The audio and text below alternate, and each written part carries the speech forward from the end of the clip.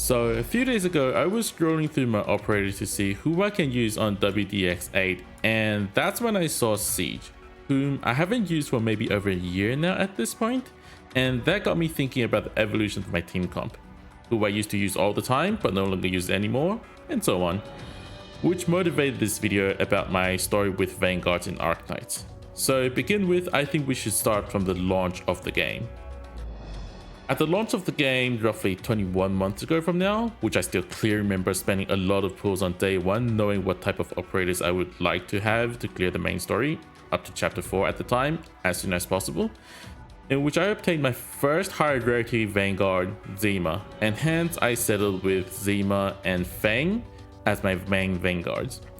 I recall how back in the day, there wasn't really actual names given to specific archetype of Vanguards.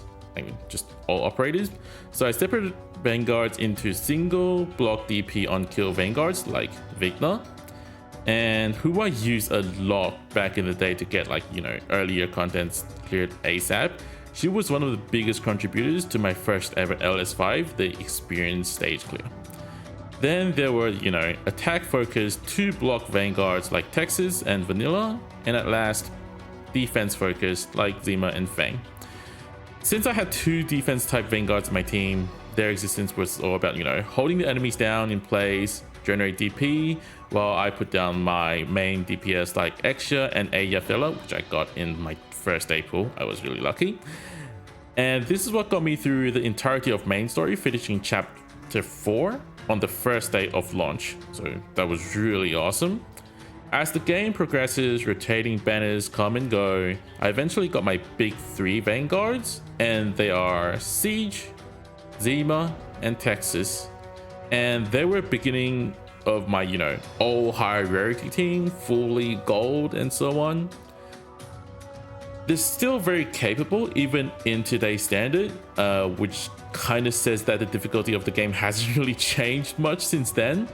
But that aside, they were so reliable that I got into the habit of bringing 3 Vanguards for most of the stages, even to this day. And combined with the other 6-star, OP operators, Silver Ash, Ayafella, Saria, so on, there was no content I couldn't clear brute forcefully. And they were just there for a good few months. These 3 had me good. And then after a while, Myrtle came out. Even though Myrtle's appearance didn't immediately change my strategy, I switched out one of Texas or Zima for Myrtle. And that was just pretty much according to need. I didn't have to change it. But I must say she was the sign of the game moving to the next era. And then that is when we get Backpipe. I still very clearly remember how I pulled over 150 pulls without getting Backpipe, and that was on stream. I even recorded a video, as I always do, I believe. Then after I got off stream, I just couldn't stop, right? I kept pulling, and I got my first Backpipe on I think 252nd pull, if I recall correctly. But how could I stop there, right? So I kept pulling until I got 3 copies of her. And then I had already exchanged the shop voucher potential that got her to P4. And then knowing that we would get another potential from CC down the line, how couldn't I? I was going for the P5. And she is what changed the entirety of the early game for me, personally, for pretty much every stage. And it was back in the day, we were doing things like using Vanguards to, kill some enemies, block off enemies until we can get the stronger ones, AFL, Silver Ash out. But here, we already had Blaze.